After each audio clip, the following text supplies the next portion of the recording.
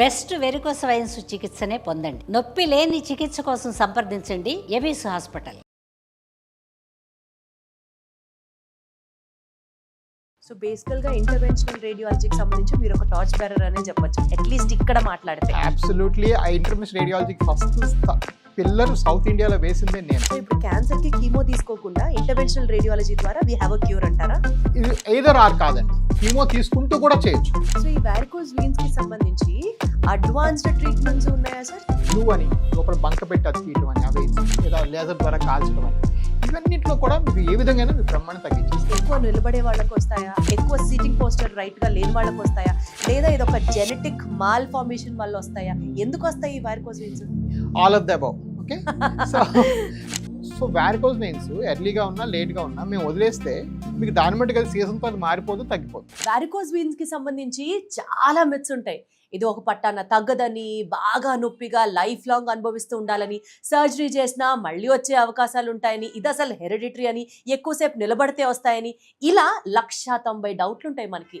But still varicose veins ప్రాబ్లమ్కి solution 100% ఉంది. And full success రేట్తో మన ముందుకు వస్తున్నారు Avis hospitals founder and chairperson, vascular interventional radiologist doctor Raja గారు ఉన్నారు ఇవాళ మన ఇంటర్వ్యూలో. సార్ నమస్తే. నమస్తే అండి sir. First of all 55,000 successful surgeries complete చేసిన నేపథ్యంలో hearty congratulations. Thank you so much అండి. ఇట్స్ 55,000 పేషెంట్స్ అండి, సర్జరీస్ అందులో 18,000 to 20,000. But yeah, more than 55,000 patients, చాలా మందికి చేసామండి. Yeah, wonderful sir. సో మీరు రైట్ పర్సన్ ఈ టాపిక్ గురించి మాట్లాడడానికి. Is what we are finally concluded on talking to you sir. To start with, before getting into the subject, మీ గురించి చెప్పండి సార్. అసలు మీ ఎంబీబీఎస్ ఎక్కడ చేశారు? How did it all happen to select this particular specialization? మీ గురించి first తెలుసుకుందాం అనుకుంటున్నాం. అబ్సల్యూట్లీ అండి. సో బేసిక్గా నేను ఎంబీబీఎస్ ఉస్మానియాలో చేశాను. 1989లో జాయిన్ అయ్యాను. అండ్ తర్వాత అక్కడ ఉస్మానియాలోనే మళ్ళీ ఎండీ చేశాం. సో ఎండీ రేడియాలజీ అనేది ఏంటంటే అప్పట్లో, ఇప్పుడు కూడా మీరు విదిన్ టాప్ 20-30 ర్యాంక్స్లో ఉంటే తప్ప రాదు. అప్పట్లో ఓన్లీ మెరిట్ సీట్స్ ఉండేవి, ఇంకా ప్రైవేట్ కాలేజీలు కూడా పెద్దగా ఉద్భవించలేదు అప్పుడు. సో ఆ ఓన్లీ మెరిట్ సీట్లో ఎండీ రేడియాలజీ రావాలంటే 24th 22nd అలాంటి ర్యాంక్ వస్తేనే వస్తుందన్నమాట. సో మంచి ర్యాంకులు అదృష్టం మళ్ళీ అప్పుడంటే ఆఫ్ కోర్స్ అప్పుడు ఇంత సంస్థ ఉంటుందని నేను ఎప్పుడు అనుకోలేదు. బట్ అది ప్యూర్లీ ఏంటంటే మెరిట్ వల్ల మనం మంచి ర్యాంకులు, మంచి సీట్లు సంపాదించుకున్నాం. ఎండీ రేడియాలజీలోనే అప్పట్లో ఏంటంటే బేసిక్గా రేడియాలజీ అంటే ఏంటంటే మనం కొన్ని ఇమేజెస్ వాడుకొని డయాగ్నోస్ చేస్తాం. అంటే సిటీ స్కాన్ చేసి ప్రాబ్లం కనుక్కుంటాం, ఎంఆర్ఐ చేసి ప్రాబ్లం కనుక్కుంటాం.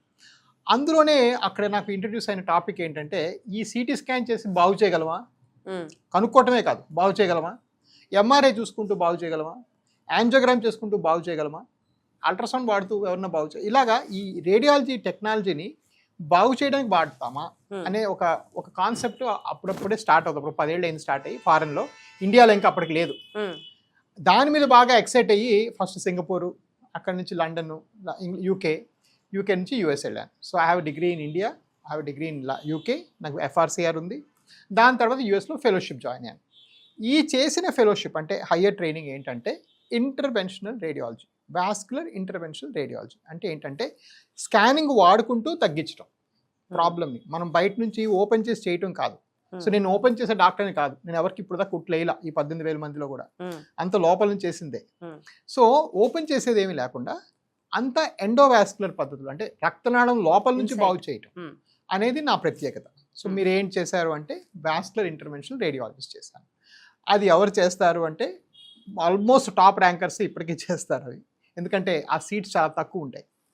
అండ్ మోస్ట్ ఇంపార్టెంట్ ఏంటంటే ఇలా చేసిన తర్వాత నేను చేసే ప్రతి అప్రోచ్లో కూడా మీకు ఎక్కడా కట్ చేయడం, కుట్లేయడం, మొత్తం తీయడం పెద్దగా ఉండదు. కాబట్టి నేను ఏ ప్రొసీజర్ చేసినా మీరు అదే రోజు సాయంకాలం ఇంటికి వెళ్ళిపోవచ్చు. Because is no cutting, no stitching, everything is endo, అంటే లోపల. సో ఇలాంటిది ఒక చిన్న ఎగ్జాంపుల్ నేను చేసే వెరికోస్ వెయిన్స్, అంటే స్కానింగ్ చేసుకుంటూ లోపల వెయిన్స్ని కరిగించడం. ఓకే, అదేవిధంగా గర్భాశయంలో కణుతులు వచ్చాయనుకోండి, మన చిన్న రేడియల్ ఆర్టరీ నుంచి ఒక వైర్ పెట్టేసి వాటిని తగ్గించేసేయచ్చు. అదే విధంగా ప్రాస్టేట్ గ్రంథి పెద్దగా అయింది అనుకోండి, ఇక్కడ నుంచి వెళ్ళి తగ్గించు. సో అన్ని ఎండో, అంటే రక్తనాళం లోపల నుంచి అప్రోచ్ అయ్యి ప్రాబ్లమ్ సాల్వ్ చేయడం. ఓకే, ఇప్పుడు లివర్ క్యాన్సర్లు వస్తున్నాయి. లివర్ క్యాన్సర్ వస్తే సిటీ స్కాన్ చేసుకుంటూ ఒక పుల్ల పెట్టి కాల్ చేస్తాం, అయిపోతుంది. వేరే థైరాయిడ్లో కొన్ని ట్యూమర్లు వస్తాయి, థైరాయిడ్ కణితి పెద్ద గాయిటర్ అంటారు, దానికి బయట నుంచి పుల్ల పెట్టి తగ్గించేసి. ఇవన్నీ ఇంటర్వెన్షనల్ రేడియాలజిస్ట్ చేసే ప్రాబ్లమ్ సొల్యూషన్స్ అనమాట. మేము చేసే ఏ ప్రొసీజర్లో కూడా పేషెంట్ ఒక రోజు కన్నా ఎక్కువ ఉండాల్సిన అవసరం లేదు. ఇది వెస్ట్లో చాలా చాలా well established speciality.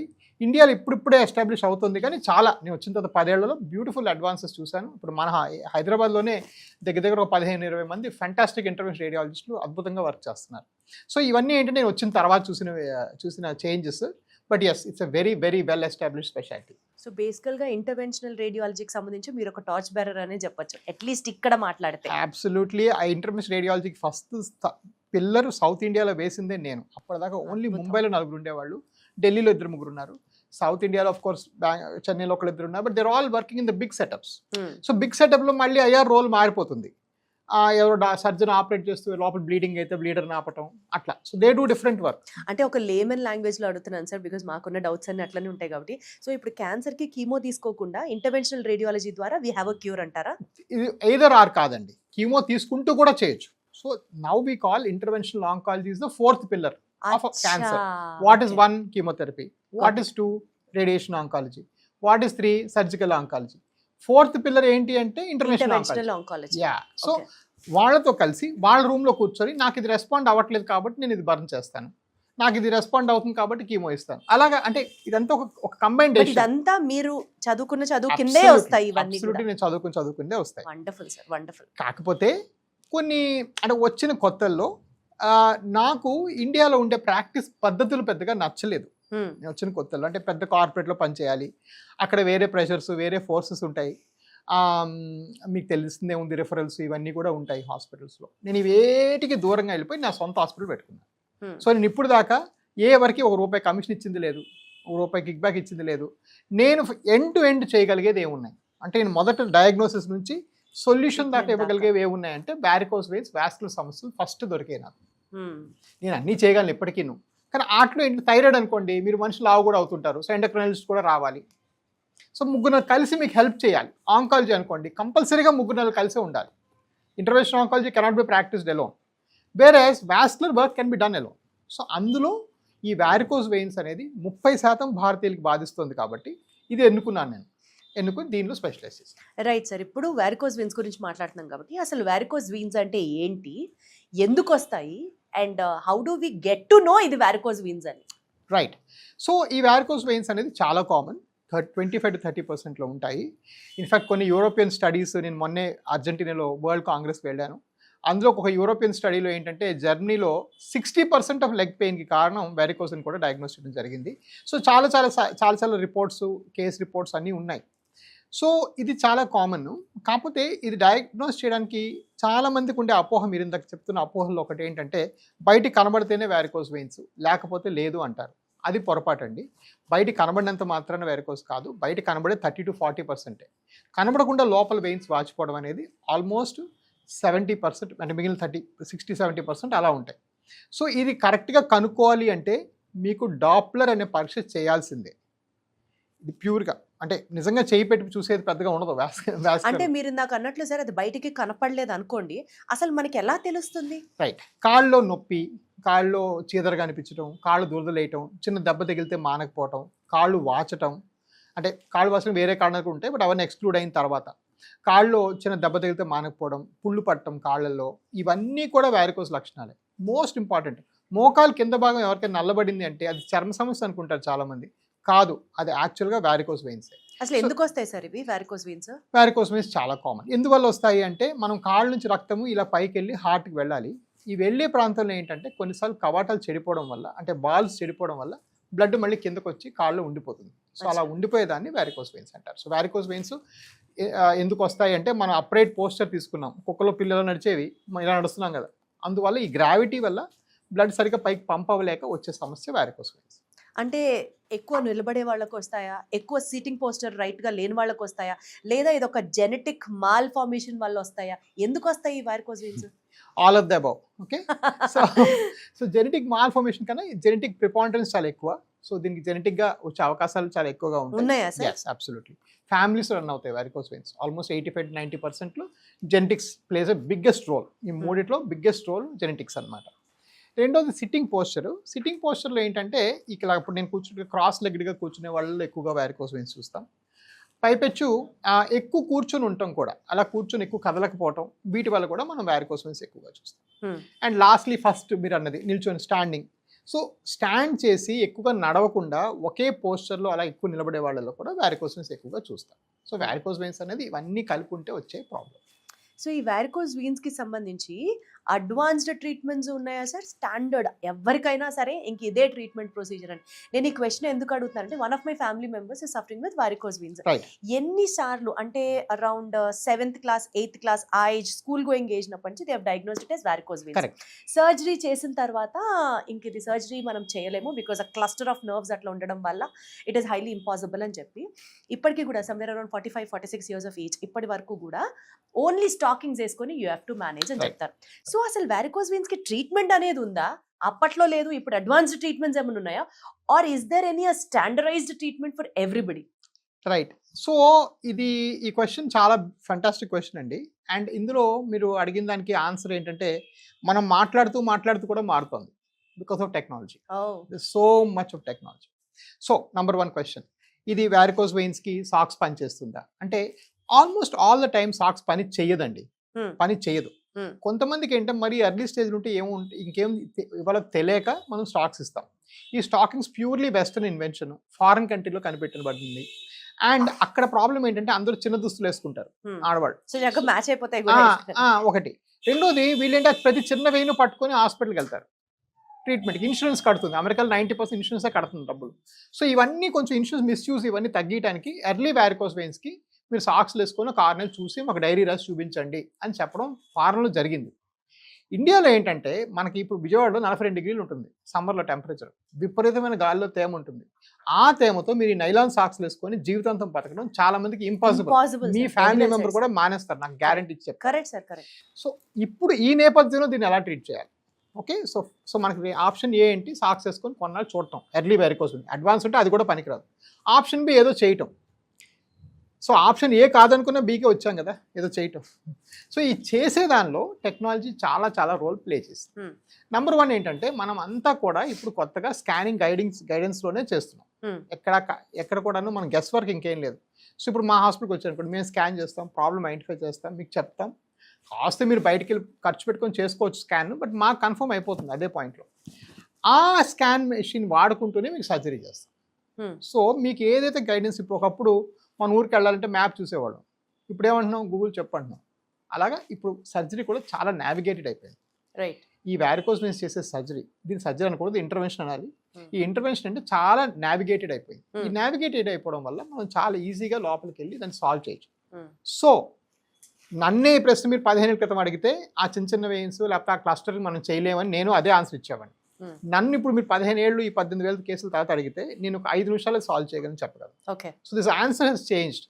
But answer అందరు డాక్టర్ మైండ్లలో, అందరు పేషెంట్ మైండ్లో ఇంకా చేంజ్ అవ్వాల. దీనికి సొల్యూషన్స్ ఉన్నాయి, ఈజీగా ఉన్నాయి. ఆ హయ్యర్ ట్రైనింగ్, అందరు డాక్టర్కి స్కానింగ్ రావాలి. సో ఇది వారికోస్ వెయిన్స్ మీరు చెయ్యాలంటే మీకు స్కానింగ్ రావాల్సిందే, మీరు నేర్చుకోవాల్సిందే, లేకపోతే ఎలా ఐడెంటిఫై చేస్తారు ఇన్ని వెయిన్స్. సో ఇవన్నీ కూడా ఏంటంటే advances that they are enable to, ఇంకా చాలా దగ్గర రాలేదు. అఫ్ కోర్స్ 2015లో నేను ఫస్ట్ మిషన్ ఎత్తుకొని అమెరికా నుంచి వచ్చినప్పటికీ ఇప్పటికీ ఒక చాలా డిఫరెన్స్ వచ్చింది. చాలా మందికి వచ్చింది, చాలా మంది డాక్టర్స్ బ్రహ్మాండంగా చేస్తున్నారు. At the same time patient సంఖ్య కూడా అలాగే ఉంది. వీఆర్ టాకింగ్ అబౌట్ 30% ఇండియన్స్ పోనీ, అందులో 1% పోనీ సిమ్టమాటిక్ అనుకుందాం, అంటే కాళ్ళలో నొప్పి 1% ఉందనుకుందాం. 30% ఆఫ్ 1% అంటే you're talking about AP Telangana alone 4 మంది ఉన్నారు ఈ లెక్కన వేసుకుంటే మీరు కదా, సిమ్టమ్ అంటే నొప్పితో ఉన్నవాళ్ళు. సో డెఫినెట్గా అది చాలా చాలా, అంటే నేను నా లైఫ్ అంతా చేసినా కూడా భారతదేశంలో 0.01% వారికోస్ కూడా అబ్బో నా జీవితాంతం చేసినా కూడా, ఇన్ని సెంటర్లతో కూడా. సో ఇదేంటంటే చాలా చాలా కామన్ ప్రాబ్లం. అండ్ దీనికి సొల్యూషన్స్ అనేది ఫంటాస్టిక్ సొల్యూషన్స్ ఉన్నాయి. ఇప్పుడు గ్లూ అని లోపల బంక పెట్టి అతికియటం అని ఆ వెయిన్స్ని, లేదా లేజర్ ద్వారా కాల్చడం అని, ఇవన్నింటిలో కూడా మీకు ఏ విధంగా మీరు బ్రహ్మాండం తగ్గించేసేయచ్చు. సార్ మీరు లేజర్ గురించి మాట్లాడుతున్నారు, ప్రస్తావిస్తున్నారు. ఇవాళ రోజుల్లో ఒక కార్పొరేట్ హాస్పిటల్కి వెళ్ళాలంటే ఓ 5-star హోటల్కి అయ్యేంత ఖర్చు అవుతుంది అని భయపడే రోజుల్లో మీరేంటో ఫ్రీగా లేజర్ స్క్రీనింగ్ చేస్తున్నారట. డాప్లర్ స్క్రీనింగ్ నేను ఫ్రీగా చేస్తే డాప్లర్ స్క్రీనింగ్ అండి. అంటే ఏంటి సార్ అది? అంటే to identify it as varicose. yes. Okay. So fundamentally మీరు నా దగ్గరికి వచ్చి డాక్టర్ గారు వెరికోస్ ఉన్నాయంటే బయటికి మీకు కనబడితే కనబడాలి, లేదా మీకు ఇంక నేనేం చేయలేను, మీకు రైట్ వెంటనే స్కానింగ్ రాసి పంపించాలి. కాళ్ళు నొప్పులు వేస్తున్నాయి డాక్టర్ గారు, కాళ్ళు వాస్తున్నాయి అంటే ఒక స్కానింగ్ రాసి పంపించాలి. ఈ స్కానింగ్ మీరు బయట చేసుకుంటే 5,000 రూపాయలు అవుతుంది. మళ్ళీ 5,000 రూపాయల్లో ఏదో వాడు నాకు ఇస్తుంటాడు. సో ఈ లూప్లోనే స్టక్ అయిపోతారు చాలామంది. నేను ఆ లూప్ని అస్సలు ఏకీభవించలేదు. ఈ రోజుల్లో మంచి మిషన్స్, మంచి క్వాలిటీ ఎక్విప్మెంట్ అనేది, మంచి equipment is like an extension of my hand. ఇప్పుడు ఈ ఫోన్ అనేది నా చేతికి ఒక ఎక్స్టెన్షనే కదా, ప్రపంచమే కనిపిస్తోంది. అంతే సార్. అదే విధంగా ఒక డాప్లర్ మిషన్ అనేది నా చేతికి అదొక ఎక్స్టెన్షన్. మీ కాళ్ళలో ఉన్న వ్యారికోస్ వెయిన్స్ డయాగ్నోసిస్ అంతకన్నా ఏముందనేసి నేను మొదట ఎందుకు పెట్టానంటే, ఫ్రీ అనేది యాక్చువల్గా నిజంగా సోషల్ భావంతో కూడా కాదు. పెట్టింది దేని గురించి అంటే, ఒక పెద్ద హడ్డల్ వచ్చాడు, మనం 30 సెకండ్స్ 1 మినిట్ స్పెండ్ చేస్తాం. సెకండ్ మినిట్కి నాకు ఇంకేం అర్థం కాలేదు పూర్తిగా. బాబు పలానా దగ్గర స్కానింగ్ చేసుకో అంటే వాడంటాడు, సార్ మేము ఊళ్ళో వచ్చాము, వ్యారికోస్ స్పెషలిస్ట్ మాకు ఊళ్ళో ఎక్కడ దొరకొచ్చాం, మళ్ళీ మీరు ఇంకో దగ్గర పంపుతున్నారు, మళ్ళీ వస్తున్నాం, మళ్ళీ 5,000 ఖర్చు పెడతాం. ఇది ఒక పెద్ద లూప్ అయిపోయింది. సరే దీన్ని ఫ్రీ చేసేద్దామని సంస్థ మొత్తంలో ఈ వ్యారికోస్ వెయిన్స్కి కలర్ డాప్ అనేది ఫ్రీగానే చేస్తున్నాం అందరికి. సార్ మీరు మహేష్ బాబు ఫ్యానా? శ్రీమంతుడు సినిమాలో కూడా ఇదే, మనం ఈ సమాజానికి ఏదో ఒకటి తిరిగి ఇవ్వాలి అని అంటుంటారు కదా. అబ్సల్యూట్లీ అండి. నేను ఆ సమాజానికి ఇవ్వడానికి అమెరికా నుంచి వచ్చేసాను. సో నేను అమెరికాలో నేను had a very well settled job కదా. సో వచ్చేసిన దాని గురించి నాకు అది చాలా చాలా పర్టికులర్. నేను 2 సూట్ కేసులు పట్టుకొని వెళ్ళాను. డాలర్ అనేది ఇప్పుడు 90 రూపాయలు అంటే, ఆఫ్కోర్స్ అప్పుడు నాకు తెలియదు ఆ విషయం. But life is very comfortable. So నేను వెనక్కి వచ్చింది సింపుల్ రీజన్. ఆఫ్కోర్స్ 50% పేరెంట్స్, నా ఏజ్డ్ వాళ్ళని చూసుకోవడానికి ఒక ఫ్యామిలీ రీజన్స్ ఉన్నాయి. పిల్లల్ని కూడా నాకు మంచి ఇండియన్ అట్మాస్ఫియర్ పెంచాలని ఉండింది. బట్ అదర్ 50% వాస్ డెఫినెట్లీ ఇది ఒక giving back to the society. And international radiology నేను వచ్చేటప్పటికి అసలు ఆల్మోస్ట్ చిన్న పిల్లర్ కూడా లేదు సౌత్ ఇండియాలో. Right sir. ఆ పిల్లర్ ఎస్టాబ్లిష్ చేసి ఇల్లు కట్టింది నేనే ఇప్పటిదాకా. So definitely it is a standard. Right sir. So అయితే ఈ వేర్కోస్ వెయిన్స్కి సంబంధించి మెథడ్ ఆఫ్ ట్రీట్మెంట్ గురించి మాట్లాడితే, కంపల్సరీ అందరికీ సర్జరీ చేస్తారా సార్? సో ఇప్పుడు మీరు ఫస్ట్ స్కాన్ తీశారు, స్కాన్లో మీకు వేర్కోస్ వెయిన్స్ అని అర్థమైంది. So what are the modes of treatment available to the patient? So forget OP. ఇప్పుడు ఫర్ ఎగ్జాంపుల్ లాస్ట్ ఇయర్ మనం చూసిన క్లోజ్ టు 9,000-10,000 పేషెంట్స్ చూసినట్టున్నాం లాస్ట్ ఇయర్. ఓకే. గత సంవత్సరం మన దగ్గర ఆయన ఆపరేషన్లు దగ్గర నెలకి 9,000 చూస్తే దగ్గర 300-400 అవుతాయి. ఇది 22 సెంటర్లో కలిపి. So not even 10% will get the surgery అమ్మ. సో అదొక పెద్ద అపోహ. మీరు చూసిన వాళ్ళు చెప్తారా, అదంతా చాలా మంది తప్పుగా అనుకుంటారు. చాలా మందికి యాక్చువల్గా సాక్స్లు చెప్పడం కానీ వేరే ఇతర సొల్యూషన్స్ అని చెప్తాం. Of course we know that socks doesn't fully work, but మీరు కొన్నాళ్ళు వెయిట్ మాడిఫికేషన్, కొంతమందికి హార్మోన్ మాడిఫికేషన్, ఇట్లా రకరకాల మనం చెప్పడం జరుగుతుంటుంది. సో ఏంటంటే మనం ఈ ఓపీ మనకి చాలా ట్రెమెండస్గా వస్తుంది. అన్ని రాష్ట్రాల్లో కలుపుకొని మన దగ్గర చాలా వస్తుంది. అందులో కొంతమందికి అంటే ఎవరికైతే సిమ్టమ్స్ ఎక్కువగా ఉంటాయో వాళ్ళకి మాత్రమే చెప్తాం. కాకపోతే గుర్తుపెట్టుకోవాల్సింది ఏంటంటే, వాళ్ళు ఫర్ ఎగ్జాంపుల్ కొన్నాళ్ళు దానికి వదిలేసి చూద్దామని వాళ్ళు ఫాలో అప్ అవుతూ ఉండాలి. బికాస్ ఇది పెరిగేది కూడా. సో వారికోస్ వెయిన్స్ ఎర్లీగా ఉన్నా లేట్గా ఉన్నా మేము వదిలేస్తే మీకు దాని మట్టుకు అది సీజన్తో అది మారిపోదు, తగ్గిపోదు. దాని మటుకు వెళ్ళే అవకాశమే లేదు. 57% మీరు గో టు నెక్స్ట్ స్టేజ్. సరే మరి ఎర్లీ స్టేజ్ చూసాం కదా, కొన్నాళ్ళు వదిలేద్దామని కొంతమందికి. కానీ కొంతమందికి ఇప్పుడు ఫర్ ఎగ్జాంపుల్ మా దగ్గర కాస్మెటిక్ వెయిన్ విభాగం ఉంది. అంటే చిన్న వెయిన్స్ తీసేస్తాం.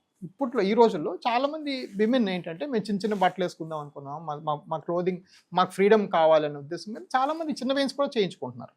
సో అది కొంతవరకు కాస్మెటిక్ వర్క్. అది అందరికీ నేను ప్రిస్క్రైబ్ చేయను. ప్రిస్క్రైబ్ చేసేది ప్రధానంగా ఎండోవీనస్ వర్క్. అది మాత్రం సిమ్టమాటిక్ పేషెంట్స్కి, అంటే సమస్య ఉన్న వాళ్ళకి చేస్తాం.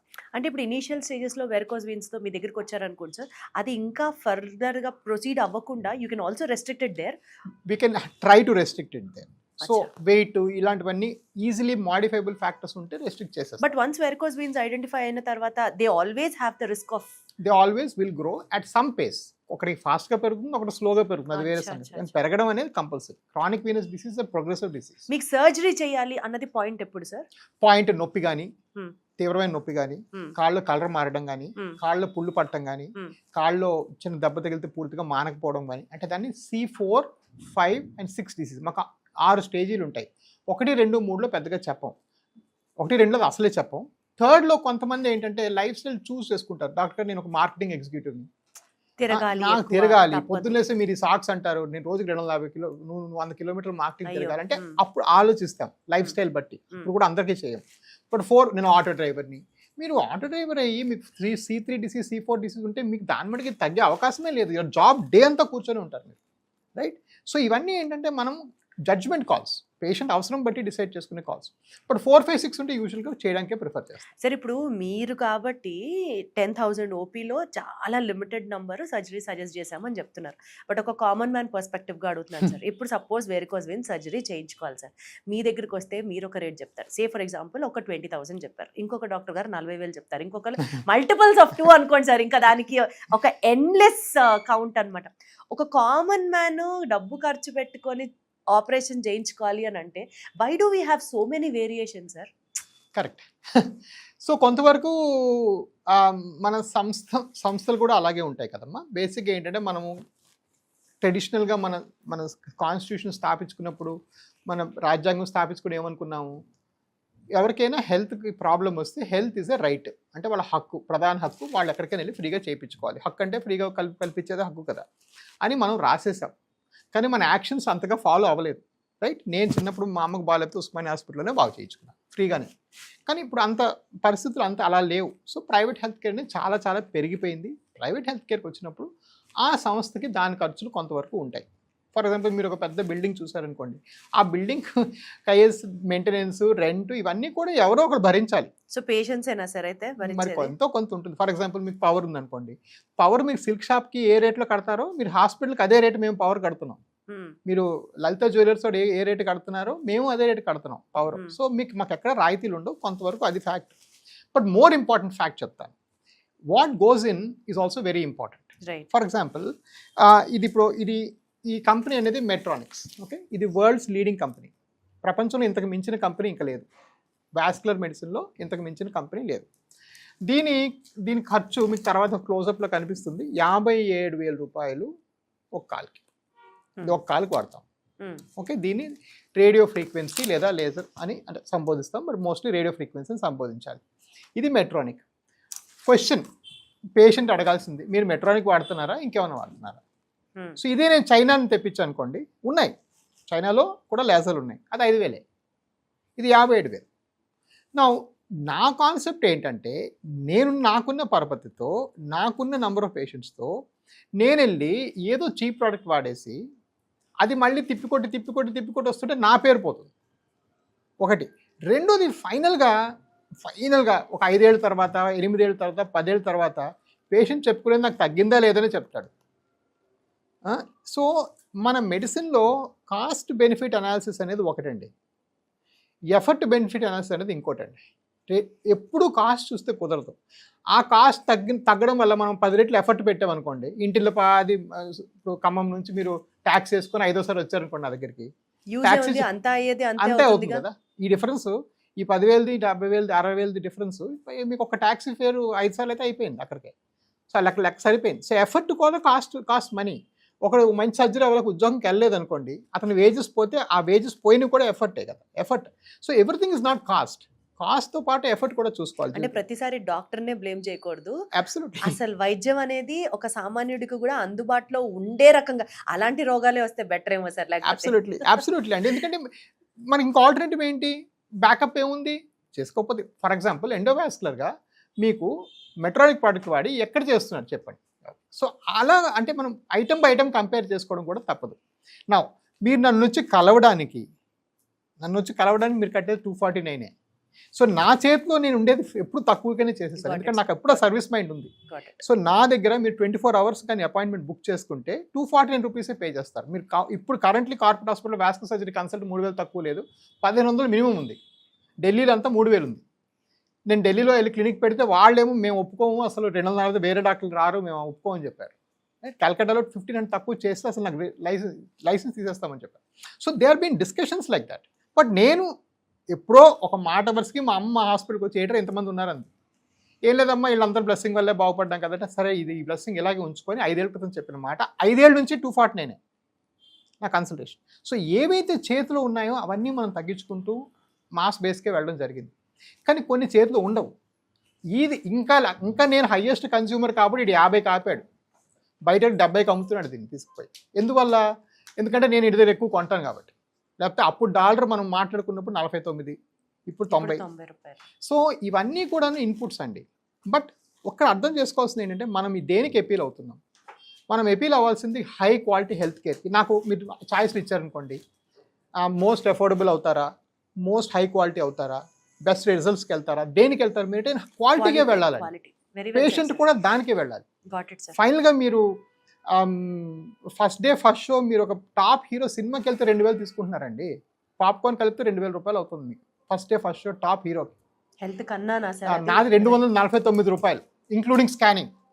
సో ఇది నేను చాలా ప్యాషనెట్గా చెప్తున్నాను ఈ పాయింట్ అనేది, రైట్? నాకు ఒక ట్యాక్సీ డ్రైవర్ చెప్పారు మొన్న ఎప్పుడో విజయవాడ వెళ్తే, సార్ ఆ ట్యాక్సీ ఆయన 900 ఇచ్చేయాలంట ఓనర్కి, ఇవ్వంగా ఇతను మిగిలేదు 1,600. నిన్న 900 అప్పు చేసి వెళ్ళాను సార్ ఫస్ట్ డే ఫస్ట్ ఒక పలానా మూవీకి అని చెప్పాడు. సో ఒక డే వేజ్ వైపౌట్ అయిపోతుంది. మీరు ఒక సినిమా, ఆ సినిమా కూడా బాగాలేదు, అది వేరే సంగతి. సో వేరేజ్ నేను మీకు ఫ్రీగా మీకు 240 కన్సల్టేషన్ ఇస్తున్నాను ఇన్నాళ్ళుగా. సో ఇది కాస్ట్ అనేది ఏంటంటే ఒక ఎమోషనల్ యాంగిల్ ఉంటుంది, నేను కాదన్ను. బట్ మీరు ఎప్పటికన్నా క్వాలిటీని చూస్ చేసుకోవాలండి, అప్పుడే మీరు బాగుంటారు. ఒక పేషెంట్ ఆలోచించాల్సిన దృక్పథం డెఫినెట్గా మారాలి అని అర్థమైంది సార్ మీ మాటలు విన్న తర్వాత. So coming back to our subject no, సరే సార్, ఇప్పుడు మీరు ఇంటర్వెన్షనల్ రేడియాలజీ ఈ particular stream of medicine use చేసి సర్జరీ చేస్తారు, సర్జరీ ఆర్ ప్రొసీజర్స్ చేస్తారు. సో ఇది చేసిన తర్వాత మీరు ఇందాక అన్నట్లుగా బయటికి ఏది కనిపించదు, అంతా లోపలే ఉంటుంది కాబట్టి ఆ పేషెంట్ ఆ రోజే డిశ్చార్జ్ అయిపోవచ్చా? Absolutely. And could he be back to his regular work again, normal రొటీన్కి రాగలడా? మోస్ట్ పేషెంట్స్ సేమ్ డేకి నార్మల్ రొటీన్కి వెళ్ళిపోతారు. అచ్చా. చాలా మందికి కాళ్ళు చిన్న గుడ్డ కట్టు పంపిస్తాం, అది ప్యూర్లీ వాళ్ళ సపోర్ట్ కోసం. బట్ పనులన్నీ చేసుకోవచ్చు యథావిధిగా, డ్రైవింగ్ గీవింగ్ అన్ని నెక్స్ట్ నుంచి కూడా చేసుకోవచ్చు. ఆ విధంగా ఎటువంటి రెస్ట్రిక్షన్స్ కూడా ఉండవు. అండ్ మరి ఇది హాస్పిటల్లో అడ్మిషన్ లేదు, రెగ్యులర్గా మళ్ళీ వాళ్ళ వర్క్ చేసుకోవచ్చు, ఇన్సూరెన్స్ అప్లికబుల్లా సార్ ఈ ట్రీట్మెంట్కి? సో ఆబ్వియస్లీ లా ప్రకారం అందరిని అడ్మిట్ చేయాలమ్మా. మీకు ఒక చిన్న ప్రొసీజర్ చేసినప్పుడు పలానా రోజు పలానా పని మీద పలానా కోసం అడ్మిట్ చేస్తామని లా కోసం చెప్పాలి. కాబట్టి అడ్మిషన్ అనేది కోట్ అండ్ కోట్ ఉంటుంది. అండ్ ఇన్సూరెన్స్ ఆఫ్ కోర్స్ మేము ఒప్పించాం వాళ్ళకి, వెళ్ళి బాస్ వీళ్ళకి అవసరం లేదు, ఇన్సూరెన్స్ క్లెయిమ్ చేసుకోవచ్చు అయితే. నో ఇన్సూరెన్స్ సేమ్ డే మీకు pre approved, wonderful, same day వెళ్ళిపోవచ్చు. మీరు వెళ్ళిపోయి మీకు అప్రూవల్ కూడా వచ్చేస్తుంది ఇన్సూరెన్స్ కంపెనీ. ఓన్లీ మీ దగ్గరేనా సార్, జనరల్ గా మాట్లాడుతున్నారు? వారికోస్ వెయిన్స్ కి నా దగ్గర ఒక్క దగ్గరే ఉంది, ఇంకెక్కడ లేదు. ఎవరన్నా అంటే అన్ని నంబర్ చేస్తే తప్ప వాళ్ళు మీతో ఇలాంటి నెగోసియేషన్కి రారు కదా. నేను చెప్పింది ఒకటే, ఫస్ట్ వీళ్ళకి పని అయితే 2-3 గంటలు అయిపోయింది. ఇప్పుడు మీరు చెప్పండి, ఆ పక్కడు దగ్గో జలుబో వచ్చింది అనుకో, అనవసరం హాస్పిటల్ కూర్చొని. సో నేను ఎప్పుడు రివర్స్గా ఆలోచించాను, మీరు హాస్పిటల్లో ఉండి మీకు ఇది వెయ్యాలి, పార్కింగ్కి 50 రూపాయలు కట్టు, కింద కాఫీకి 100 రూపాయలు కట్టు, క్యాంటీన్, నేను ఎప్పుడు అలా మెయింటైనే చేయలేదు. నేను మెయింటైన్ చేసిందంతా straight forward to the patient, to the point care. మీకు బాగు చేస్తాను, మీరు చేయించుకోండి అంతే. సో నేను కొంచెం అందులో కాస్త సింప్లిస్టిక్గానే అప్రోచ్ అయ్యాను ప్రాబ్లమ్ని. సార్ మీరు ఇంతమంది పేషెంట్స్ని చూశారు కదా, దగ్గర 55,000 పేషెంట్స్ని చూశారు, 18,000+ సర్జరీస్ చేశారు. అండ్ మీరు మాట్లాడే ప్రతి మాట సర్వీస్ ఓరియంటెడ్గా అర్థమవుతుంది. మీరు ఒక గట్టి సంకల్పంతో స్టార్ట్ చేశారు, ఒక ఖచ్చితంగా ఒక సొల్యూషన్ ఇవ్వాలి అన్న ఒక ప్యాషన్తో స్టార్ట్ చేశారు అన్నది రిఫ్లెక్ట్ అవుతుంది కదా. ఇన్నిసార్లు మీరు చెప్పగా ఇంతమందిని చూడగా there still some ignorance in the patients అనుకుంటే, ఒక కామన్ మిత్, ఎన్నిసార్లు చెప్పినా ఇది ఇలాగే ఉండిపోతుంది అనుకునే మిత్ ఏంటి సార్? మేబీ 2 అనుకోవాలి. ఒకటి, కాళ్ళల్లో తీవ్రమైన నొప్పి బాధ అనేది సహజం కాదు. అంటే నీకు వయసు వల్ల వచ్చేస్తుందిలే, పర్వాలేదులే, షుగరేలే అని వదిలేయకూడదు. Any leg pain is a vascular pain until excluded. అంటే మన లెగ్లో ప్రాబ్లం ఉంటే ఎక్స్క్లూడ్ చేసుకోవాలి. అది ఎక్స్క్లూడ్ చేయడానికి ఒకటే పద్ధతి, నిజంగా చెప్పాలంటే ఫ్రాంక్గా, నేనేదో నా డాక్టర్ కోసం చెప్పుకోవట్లేదు, డబ్బులు కట్టనే చేయించుకోండి, నో ప్రాబ్లం. బట్ మీరు ఒక వాస్కులర్ డాక్టర్ దగ్గరికి వెళ్ళి స్కాన్ చేస్తే తప్ప మీకు నిజంగా వాస్కులర్ ఉందా లేదా పూర్తిగా తెలియదు. సో ఫర్ ఎగ్జాంపుల్, మనం ఈ ప్రాంతంలో ఎక్కడ నొప్పి వచ్చినా ఏం చేస్తాం, అది గ్యాస్ వల్ల అవ్వచ్చు, మనం అడ్డంగా పడుకోవడం వల్ల అవ్వచ్చు, ఇంకా హార్ట్ వల్ల అవ్వచ్చు, రైట్? కానీ ముందు వెళ్ళి ఈసీజీ ఎందుకు తీస్తాం? ఇలా పడుకోవడం వల్ల ఎందుకు చెప్పం పేషెంట్? అంటే అది బిగ్గెస్ట్ ప్రాబ్లం. కాబట్టి ప్రాబిలిటీ కాదు అక్కడ పాయింట్, అది మోస్ట్ లైక్లీ అది ఉంటే పెద్ద సమస్య అవుతుంది కాబట్టి ఈసీజీ తీస్తాం. అదేవిధంగా మనం లెగ్ పెయిన్ని కూడా ఫస్ట్ వాస్కులర్ ఎక్స్క్లూడ్ చేసుకోవడం చాలా అవసరం. సో లెగ్స్ ఫర్ లైఫ్ అనే ఒక మూమెంట్ ఉంటుంది అమెరికాలో. ఫర్ ఎగ్జాంపుల్, లెగ్లో ఉన్నప్పుడు వెంటనే వాస్కులర్కి వెళ్ళాలి. సో ప్రాబ్లీ అదొక మెయిన్ టేక్ హోమ్ మెసేజ్. ఇంకో టేక్ హోమ్ మెసేజ్ ఏంటంటే, యూనో ఏ డాక్టర్, నేనే కాదు ఎవరు కూడాను సర్జరీ దాకా వచ్చారంటే, నేను సర్జరీ చేశాను అనుకోండి, మీరు 10 రోజు మళ్ళీ వస్తారు, మళ్ళీ ఫోన్లు చేస్తారు, మళ్ళీ డిస్కషన్లు పెడతారు, మళ్ళీ నెల తర్వాత వస్తారు. So there is a lot of back and forth. 99.99% ఎవరు అవసరం లేకుండా చేయరండి. సో సపోజ్ నేను ఈవేళ వస్తే మీకు చేసి, కానీ సార్ ఇక్కడ పాయింట్ ఏంటంటే, మీరు సర్జరీ చేశాక మళ్ళీ కన్ఫర్మ్ గా మీరు కూడా చెప్పలేరు కదా వెరికోస్ వెయిన్స్ రికవర్ అవుతుందా లేదా అని. అది 2%లో అవుతుందమ్మా, 3%లో అవుతుంది. అంతేనా sir? Not for everyone, not at all. Actually only 3% recover అవుతుంది. సో అది కూడా పాయింట్ గుర్తులో పెట్టుకోవాలి. బట్ మోర్ ఇంపార్టెంట్ అంటే ఆ అవసరం లేకుండా ఎవరు అంటే నాకు తెలిసేది నేను ఇంకో ఎవరిని కలవలేదు ఇట్లాంటి డాక్టర్ని, రైట్? సో మా వెయిన్లో క్యాథెటర్ కూడా వెళ్ళదు అవసరం లేకుండా. So all this is you know అవసరం లేకుండా చేసుకుంటారు ఇవన్నీ కూడా. అంటే అది కొంతమంది నేను వింటున్నాను, but it's not fair. Okay, but having said that ఏంటంటే ఈ 2 టేక్ హోమ్స్ యూనో మీకు అవసరం అని చెప్పారంటే ఏదో బలమైన కారణం ఉంటేనే చెప్తారు ఒకటి. రెండోది మీ కాళ్ళ నొప్పిని ఇగ్నోర్ చేయకండి, తక్షణమే అటెన్షన్ తీసుకోండి. Wonderful sir. అంటే ఒక పేషెంట్కి డాక్టర్ మీద ఉన్నటువంటి ఒపీనియన్ ఏ రకంగా మారచ్చు అన్నది మీ మాటలు చాలా యూనో మార్గదర్శకంగా ఉన్నాయి. అండ్ సెకండ్ ఇంపార్టెంట్ పాయింట్ వచ్చేసి మీరు అందరికీ సజెస్ట్ చెయ్యరు సర్జరీస్. ఎవరికి అవసరమో ఎవరికి అవసరం లేదా, అసలు ఫస్ట్ కాలు నొప్పి వచ్చిన తర్వాత ఆ వాస్క్యులర్ ప్రాబ్లం ఏమన్నా ఉందా లేదా అనేది మనం రూల్ అవుట్ చేసుకోవాలి. గో ఫర్ అ స్కాన్, మీ దగ్గర కానీ ఎవరి దగ్గరన్నా కానీ, as you have said. And finally recurrence is only 3%. So అనవసరంగా ఇది తగ్గదు అన్న ఒక స్ట్రెస్ లైఫ్ లాంగ్ క్యారీ చేయాల్సిన అవసరం లేదు. Absolutely. Wonderful sir. Thank you so much. Thanks so much. Sir. Thank more you. Power to you sir. Thank you.